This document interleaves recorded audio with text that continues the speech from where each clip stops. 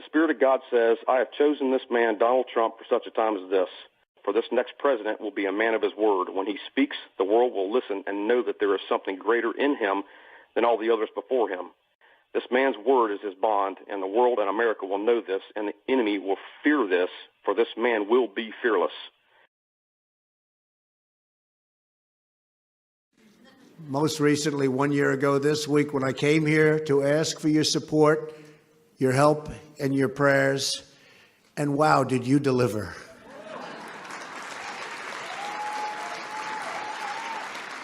You really did. Last year, you knocked on more than 1.2 million doors in the key battleground states, where, as you remember, we focused. Supposed to be focusing on those states. You sent 22 million pieces of mail, shared 16 million videos, and made 10 million phone calls. That's something. And I'm honored by your incredible support and grateful for your commitment to our shared cause. Thank you for all that you do. Thank you very much. Thank you. You didn't let me down, and I will never, ever let you down. You know that. We will always support our evangelical community and defend your right and the right of all Americans to follow and to live by the teachings of their faith. And as you know, we're under siege. You understand that. But we will come out bigger and better and stronger than ever. You watch. You fought hard for me, and now I'm fighting hard for all of you. I have one goal as president, to fight for the American people and to fight for America and America first.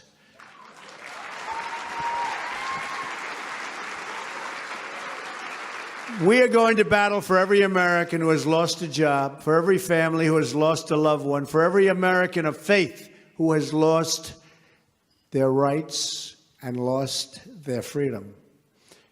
The forgotten men and women will never, ever be forgotten again. You know about that. Remember they said, where did all these people come from? And you know what? They're still trying to figure it out. They don't get it. They don't get it. Your voices will resound across the halls of our Capitol and across the world. We recite today the words of Isaiah chapter 1, verse 17. Learn to do right, seek justice, defend the oppressed, take up the cause of the fatherless, plead the case of the widow. The entrenched interest and failed bitter voices in Washington will do everything in their power to try and stop us from this righteous cause, to try to stop all of you. They will lie, they will obstruct, they will spread their hatred and their prejudice. But we will not back down from doing what is right. We know that the truth will prevail, that God's glorious wisdom will shine through, and that the good and decent people of this country will get the change they voted for and that they so richly deserve.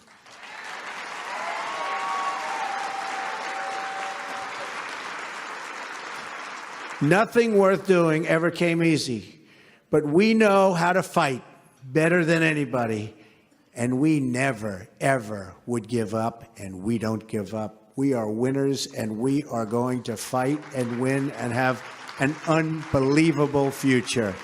Unbelievable future, and it's going to be together. We are keeping the solemn promises that we made to the great citizens of our country. We are eliminating job-killing regulations. reversing government overreach, and returning power back to everyday Americans, the way the country started. And we are protecting our families, schools, and cities by removing the gang members. MS-13. MS-13. We're spreading them out. The drug dealers and criminals from our country, and cracking down on the sanctuary cities that protect them. And we believe that people who come to our country should love our citizens and embrace our values, folks. In my first 100 days, and I don't think anybody has ever done more, or certainly not much more, I appointed and confirmed a Supreme Court justice in the mold of the late, great Antonin Scalia. And now, Justice Gorsuch has a seat on the United States Supreme Court. Made a promise. We have also proposed a historic tax cut, biggest in the history of our country, by the way. And we are fighting for fair trade that creates a level playing field for all of our American companies and our American workers. We are not on a fair playing field, but it's getting fairer by the day. We are bringing back our jobs.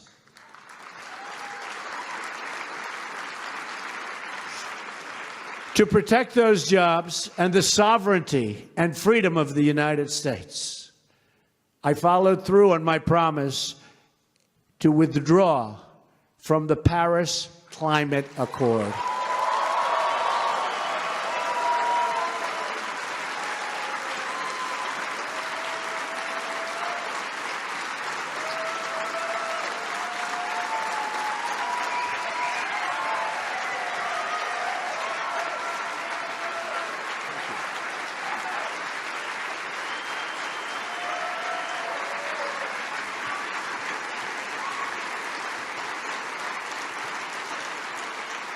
Thank you. You understand it. You understand how bad it was for our country. It's going to strip us of our jobs, our wealth, our companies. And they keep saying, oh, it's non-binding, so innocent. I figure between that deal, the Iran deal, NAFTA, we've got some beauties, don't we? Don't worry, you're going to see some real good ones coming about very soon. You're going to see some great ones coming about very soon. America will continue to lead the world on environmental protection. We're going to have clean water, crystal clean. We're going to have clean air. But what we won't do is let other countries take advantage of the United States anymore and dictate what we are doing and dictate our future.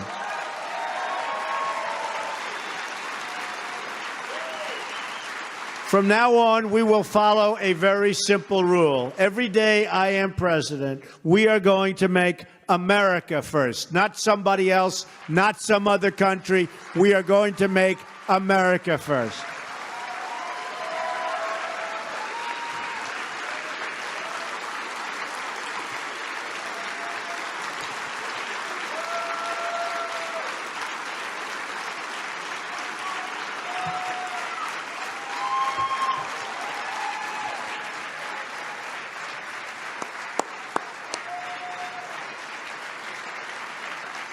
Thank you. As I am sure you know, I have also reinstated the Mexico City policy, first put into place by Ronald Reagan to protect the unborn.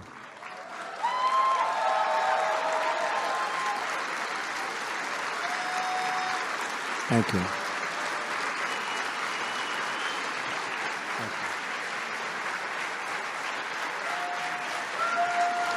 Thank you. And in a really beautiful ceremony at the White House, on the National Day of Prayer, I signed, as I promised I would, a new executive action to protect religious liberty in America, including protecting the rights of groups like yours, the Little Sisters of the Poor. Thank you. Stand up, the Little Sisters of the Poor.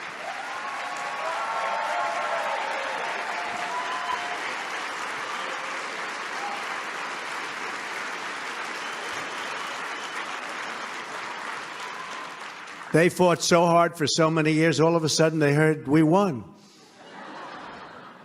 Right? They were tough. Don't want to mess with the Little Sisters, right? They hung in. They had a lot of losses. They sustained a lot of losses, but all of a sudden, one day, a few weeks ago, it was over. They won. So congratulations. Great toughness. Great people. That executive order also followed through on one of my campaign promises to so many of you, to stop the Johnson Amendment from interfering with your First Amendment rights.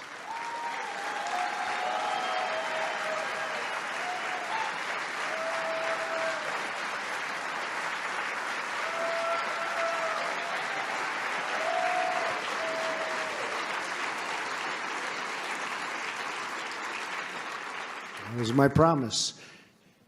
This executive order directs the IRS not to unfairly target churches and religious organizations for political speech. So the people that you most respect can now feel free to speak to you. Like my friend sitting right over here, I can now hear them and they're unimpeded. So I just want to congratulate everybody in this room because that was a big deal and it was a very important thing for me to do for you. And we're not finished yet, believe me, we're not finished yet. So thank you very much. No federal worker should be censoring sermons or targeting pastors. These are the people we want to hear from. How about the people we do hear from every night on television? You want to hear from them? I don't think so. No. We want to hear from the people that we want to hear from. As long as I'm president, no one is going to stop you from practicing your faith or from preaching what is in your heart and from preaching, and really, this is so important, from the bottom of my heart, from preaching from the people that you most want to hear and that you so respect.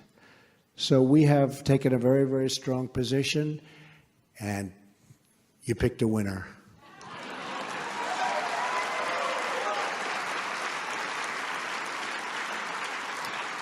So we want our pastors speaking out. We want their voices in our public discourse. And we want our children to know the blessings of God.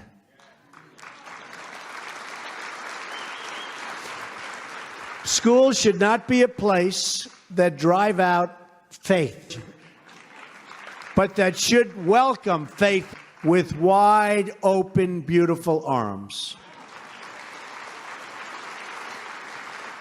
Faith inspires us to be better, to be stronger, to be more caring and giving, and more determined to act in selfless and courageous defense of what is good and what is right.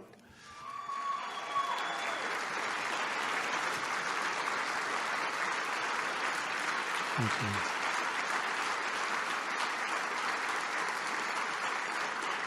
Thank you. We will end the discrimination against people of faith.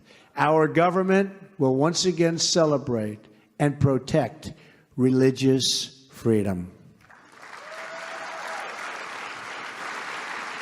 When Dr. James Dobson, stand up, James, stand up, James. Good. Great man, great guy. Thank you, James. Receives a Lifetime Achievement Award. But today I also want to congratulate Dr. Dobson and his wife, Shirley, who was with me at the beginning of the campaign, right at the beginning of the campaign. And I called back. She was substituting for James because he was so busy preaching. And I said, you know what, James? She may be better than you are. She was good. She was good. We had a good time, right? And I'll tell you what, the audience, they loved her. So in advance of that recognition, James, and for everything they've both done to keep the focus on the family, I just want to congratulate you. It's just so amazing. Thank you. Great people.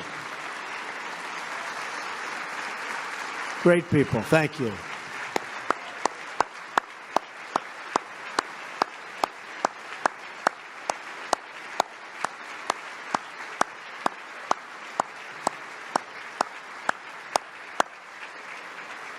Thank you. Thanks, Shirley. Thanks, James. Family is the foundation of American life, and we are proud to stand together with all of you to promote and protect family values. We're here today to celebrate two values that have always been linked together, and where Ralph, frankly, has done such a great job in linking them, faith and freedom. They're linked together because liberty comes from our Creator. Our rights are given to us by a divine authority, and no earthly force can ever take those rights away.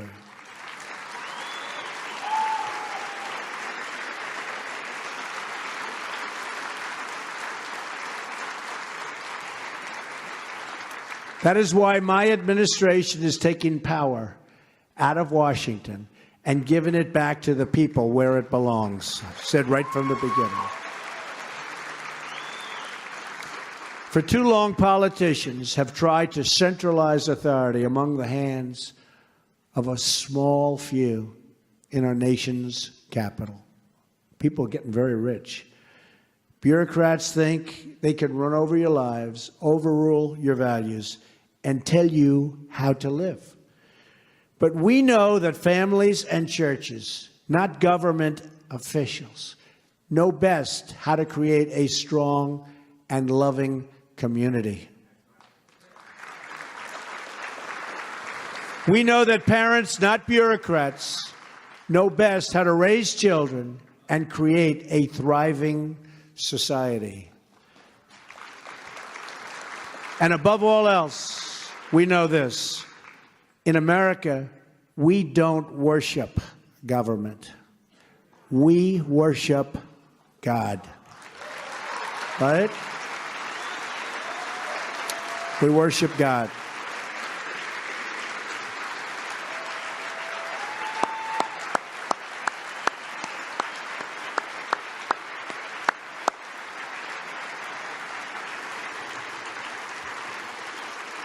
Thank you. Our religious liberty is enshrined in the very first amendment in the Bill of Rights.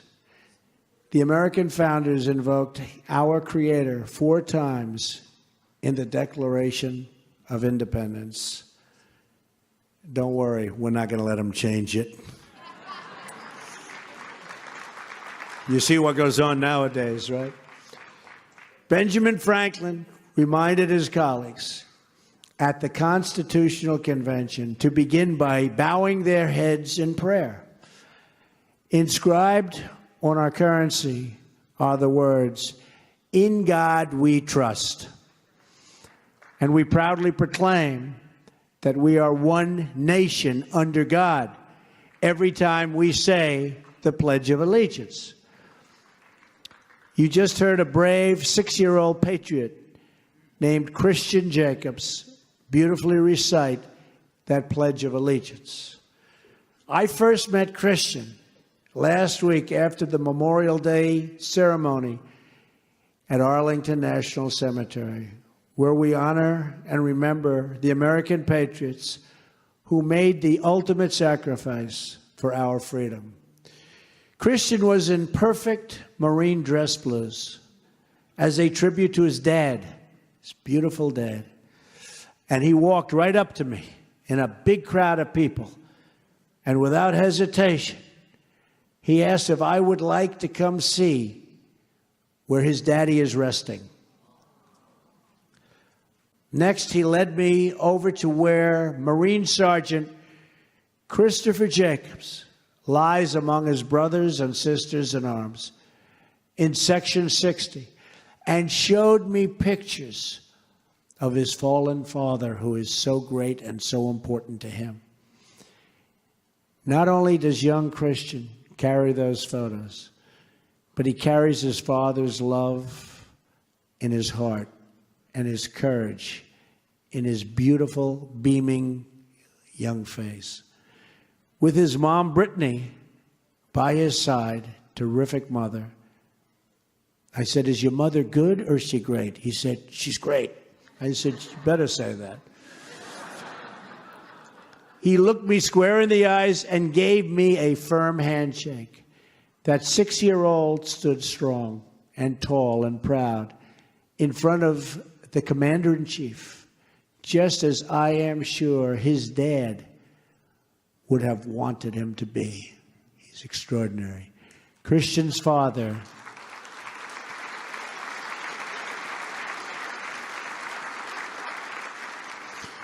Christian's father gave his life to defend our freedoms and our flag. Christian, your father was an American hero, and we are so proud of what you are doing every day to carry on his legacy. And Christian, we hope to prove worthy of the sacrifices your family has made. And believe me, we're going to work very hard to live up to your standard. Christian, stand up. Come on, Christian.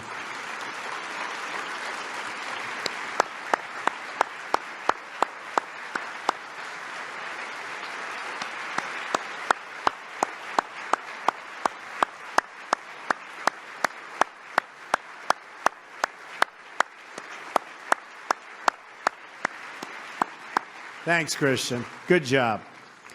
Good job. Special guy. Every day, our brave men and women in uniform are risking their lives to keep this country safe from murderous groups like ISIS, Al-Qaeda, and so many more. We must confront this evil that plagues humanity and eradicate it from our planet.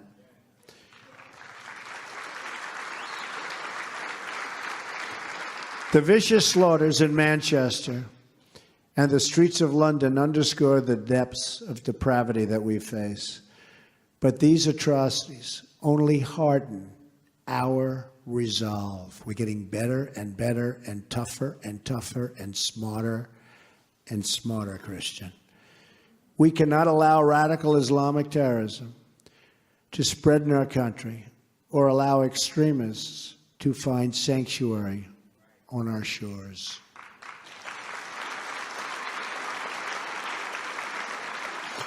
We will protect our country, we will protect our families, and our ways of life will always be protected. We will crush this enemy that is waging war on all of civilization. Because we understand that a nation is more than just a geography. A nation is the sum of its citizens, their hopes, their dreams, their values, and their prayers. America is a land rich with history and culture and filled with people of courage, kindness, and strength. And though we have many stories that we all share at home, the one thing we do share is one beautiful destiny. As long as we have pride in our beliefs, courage in our convictions, and faith in our God, then we will not fail.